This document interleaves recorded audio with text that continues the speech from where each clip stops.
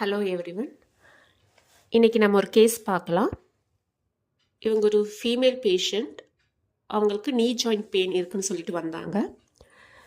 Patient என்ன சொன்னாங்கன்னா, doctor எனக்கு ஒரு 10 நாளாக ரைட் நீல பயங்கரமாக பெயின் இருக்குது, வலி இருக்குது. பகலில் கூட எனக்கு அவ்வளோவா தெரியல, ஆனால் நைட்டு படுக்கும்போது செம்மையாக வலிக்குது, கால் நீட்டவே முடியல, இதனால் என் தூக்கமே கெடுது, மறுநாள் எந்திரிச்சு என்னால் வேலை செய்ய முடியல, டயர்டாக ஃபீல் பண்ணுறேங்கிற மாதிரி சொன்னாங்க.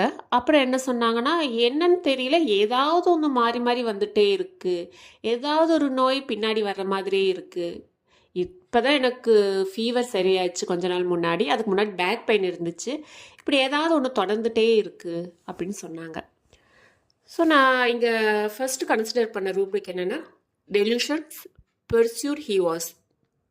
அதாவது பேஷண்ட் என்ன ஃபீல் பண்ணுறாங்க, அதாவது எனக்கு ஏதாவது ஒரு நோய் பின்தொடர்ந்துட்டே இருக்குது, ஃபாலோ பண்ணிகிட்டே இருக்குங்கிற மாதிரி சொன்னாங்க. அதனால் இந்த ரூப்ரிக் எடுத்தேன். நெக்ஸ்ட்டு ரூப்ரிக் என்ன எடுத்தேன்னா, delusions work hindered at work is.